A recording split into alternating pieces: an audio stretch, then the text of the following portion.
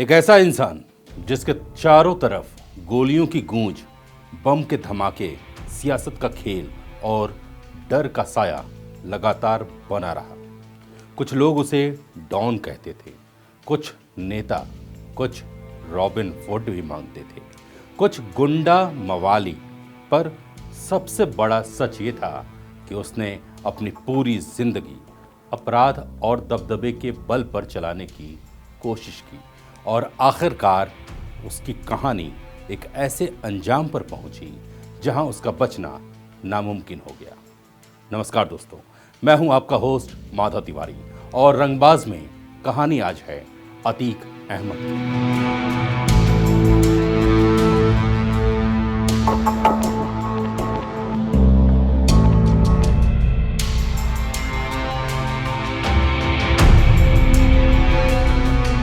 जैसा कि मेरे शो का अंदाज है, मैं आपको ये कहानी इस तरह सुनाऊंगा कि आप खुद को मानो उसी दुनिया का हिस्सा महसूस करेंगे। उसे इलाहाबाद, जिसे अब प्रयागराज कहा जाता है, उसकी तंग गलियों में घूमते हुए उस पुरानी हवेली में जिसके दरवाजे पर बंदूकधारी पहरा देते थे, उन राजनीतिक सभाओं में जहां भाषणों से ज़्यादा धमकियों की गूंज होती थी, और उन जेल की कोठरियों में जहां से अपराध की दुनिया चलाने के आरोप लगते रहे। तो बैठिए आराम से, थोड़ी लाइट को डिम कर लीजिए और चलिए मेरे साथ एक ऐसे सफ़र पर जहां कहानी और हकीकत के बीच की लकीर लगभग मिट चुकी है। अतीक अहमद एक ऐसा किरदार है जो ना सिर्फ अपनी हरकतों से बल्कि अपने हुलिये से भी लोगों को डरा देता था। इमेजिन करिए, बड़ी बड़ी रौबदार मूछें, लंबे कद का आदमी, काले रंग का अरबी स्टाइल का कुर्ता पैजामा, कभी कभी लिबास सफ़ेद भी हो जाता था। हमेशा बातें ठेठ इलाहाबादी अंदाज में, सिर पर सफ़ेद गमछे की एक भोजपुरी बेल्ट वाली पगड़ी और पैरों में नुकीलीदार जूती। ये तो हुलिया हुआ। अब जिंदगी को कुछ शब्दों में कहें तो गरीबी से निकला एक लड़का जो क्रिमिनल बना, अपनी हनक बढ़ाने के लिए अपने ही उस्ताद और इलाहाबाद के सबसे बड़े गुंडे को मौत के घाट उतार देता है। कानून की चूड़ियों से बचने के लिए सत्ता में घुसने का रास्ता बना लिया।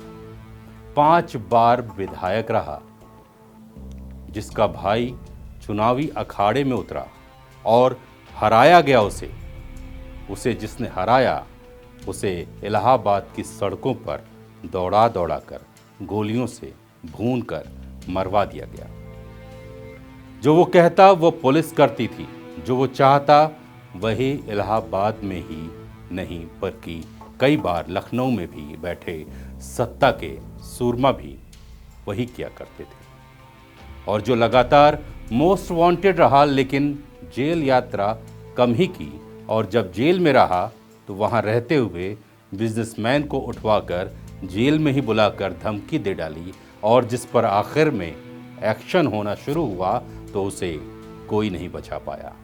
और आखिरकार गोली और बम के बीच में अपनी ज़िंदगी बिताने वाला अतीक अहमद अपने भाई के साथ मीडिया के कैमरे के सामने अपराधियों की गोलियों का शिकार हो गया। कहानी आपको फिल्मी लग रही है ना? लगता है कि इस पर तो एक गजब की फिल्म या सीरीज बन सकती है। मगर फिल्में तो 2-2.5 घंटे में निपट जाती हैं, जबकि असल जिंदगी में ये 44 साल तक चला। 17 की उम्र से लेकर 61-62 की उम्र तक। तो मैं अतीक की जिंदगी के हर एक हिस्से को छूने की कोशिश करूंगा, हर वो बात बताने की कोशिश करूंगा जो शायद ही आपने सुनी हो। हालांकि आप किसी भी इलाहाबादी से अतीक अहमद के बारे में पूछेंगे तो उनके पास बहुत सारी कहानियां होंगी। कुछ सच्ची कहानियां, कुछ सच्ची होते हुए मसाले में लिपटी हुई, और कुछ मनगढ़ंत भी हो सकती। लेकिन मैं सारी बातें शुरुआत से सुनाता हूं ताकि कुछ भी अधूरा न रह जाए। चलिए चलते हैं साल 1962 में, जब बहुत ही गरीबी में एक लड़का पैदा हुआ था। उसके अब्बा का नाम था हाजी फिरोज अहमद, जो देवरिया से आए थे। देवरिया यूपी का एक छोटा सा ज़िला है और वहीं पर वो देवरिया से आए और इलाहाबाद में तांगा चलाते थे। उसे लोग फिरोज तांगा वाला के नाम से पहचानते थे। वो चाहते थे कि बेटा पढ़ लिख कर बड़ा आदमी बने, मगर किस्मत ने इस लड़के की राह मोड़ दी। लड़के का नाम अतीक अहमद था। जैसे जैसे बड़ा हुआ, उसकी ललक पैसे कमाने की थी और 17 साल की उम्र तक पहुंचते पहुंचते, यानी कोई 1979 के आसपास, उस पर पहली बार हत्या का आरोप दर्ज हो गया। गरीबी की हालत भी थी, मगर उस हत्याकांड ने उसके नाम को सीधे पुलिस की फाइल में दर्ज करा दिया। अब कहानी के अलग अलग हिस्से हैं। अब चलिए आपको ले चलते हैं 1980 के दशक में। उत्तर प्रदेश से लेकर बिहार तक नए नए बाहुबली उस समय उभर रहे थे, जो कभी नेताओं के लिए गुंडई करते थे। इसी समय में यूपी के कई जिलों में कई बाहुबली उभर रहे थे। गोरखपुर में हरिशंकर तिवारी और वीरेंद्र शाही थे, गाजीपुर में मुख्तार अंसारी थे, जौनपुर में धनंजय सिंह थे, वगैरह वगैरह कई नाम थे। उनकी कहानी मैं कभी और आपको सुनाऊंगा। लेकिन उसी वक्त में इलाहाबाद में एक नाम कुख्यात हुआ, चांद बाबा का। इलाहाबाद में गुंडई के मामले में तब 1 नंबर पर चल रहा था।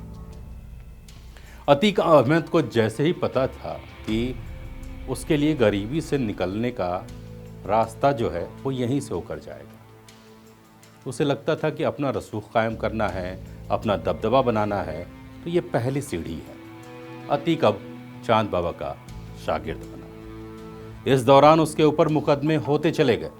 महकमे में उसके नाम की अलग फाइल बन चुकी थी और वो फाइल वक्त के साथ मोटी होती जा रही थी। उत्तर प्रदेश की सरकार तब वीर बहादुर सिंह के हाथ में थी। ये बात 1985 की है। वो एक नया कानून लेकर आए जिसे गैंगस्टर एक्ट कहा गया। इसका मतलब था कि जो भी संगठित तरीके से अपराध करता मिले, उसके खिलाफ ये एक्ट लगाया जाएगा। मतलब जिस पर इस एक्ट के तहत कार्रवाई हुई, वो पुलिस की फाइलों में गैंगस्टर कहलाएगा। उत्तर प्रदेश का पहला गैंगस्टर बना अतीक अहमद। 1986 में इसी गैंगस्टर एक्ट के तहत जो सबसे पहला मुकदमा दर्ज हुआ, वो अतीक अहमद के खिलाफ हुआ। आप समझ सकते हैं कितनी तेजी से अतीक अहमद जुर्म की दुनिया में आगे बढ़ रहा था। चांद बाबा उसका उस्ताद था, लेकिन पुलिस की फाइल में वो उससे बड़ा गुंडा बन रहा था। गुंडा नहीं, गैंगस्टर बन गया था अतीक अहमद। अतीक का वर्चस्व इतनी तेजी से बढ़ा कि 3 साल बाद ही 1989 में इलाहाबाद में शौके इलाही उर्फ चांद बाबा की हत्या हुई और लोगों ने कहा कि अतीक ने अपने ही उस्ताद को रास्ते से हटा दिया, क्योंकि उसके बाद इलाहाबाद के अंडरवर्ल्ड पर एक छत्र राज स्थापित करने वाला कोई और बचा ही नहीं था। बहुत जल्दी अतीक का नाम इतना फैल गया कि उसकी गैंग में 100 से 120 शूटर शामिल हो गए। शहर के कई हिस्से में, चकिया में, धूमनगंज में, कसारी मसारी में, बेली गांव में, मरियाडी में, जगह जगह उसका खौफ था। कभी गोलियां चल जाती थीं, कभी लूट, कभी धमकी, कभी किसी को अगवा कर ले जाना, और अतीक इन सब के बीच मजबूत होता जाता था। हालांकि अतीक के सिर पर हमेशा एक तलवार लटकती रहती थी, गिरफ्तारी की तलवार, कानून की तलवार। अतीक पहलवान चुनावी अखाड़े में उतर गया। उसे लगा कि चुनावी अखाड़े में उतरूंगा तो ये जो तलवार लटक रही है ये हट जाएगी। 1989 में इलाहाबाद पश्चिम से वो निर्दलीय चुनाव लड़ा और जीत भी गया। इस तरह एक डॉन ने सियासत की बागडोर पकड़ ली। वो दौर था जब उत्तर प्रदेश की राजनीति भी बाहुबली नेताओं की तरफ मुड़ने लगी। अतीक जीत गया, मगर क्या विधायक बनने से उसका अपराध कम हुआ?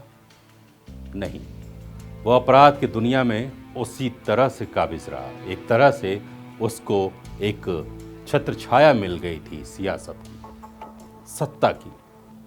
जो पुलिस की डायरी में वांटेड था वो अब विधानसभा पहुंच गया था।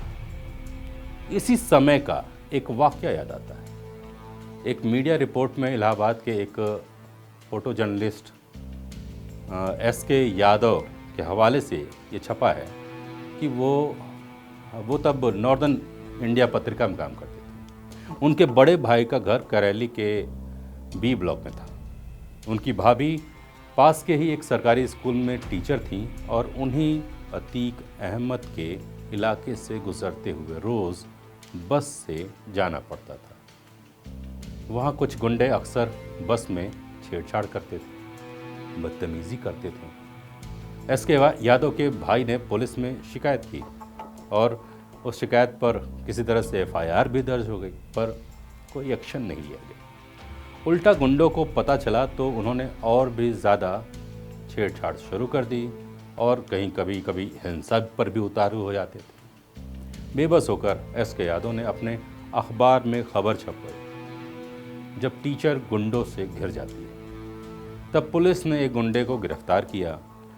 यादव जी कहते हैं कि पुलिस उसे अपने दोस्त की तरह आगे की सीट पर बिठा कर ले गई। मतलब उस गुंडे को आगे की सीट पर पुलिस बिठा कर ले जाती और पुलिस स्टेशन में भी उसकी खातिरदारी की दावे किए गए, जबकि वो कहते हैं कि उन्हें बुलाकर पुलिस ने ही डरा दिया। उनके घर वालों को यहाँ तक कहा गया कि ये अतीक का आदमी है, अब ज़्यादा लड़ोगे तो खुद ही भुगतना पड़ेगा।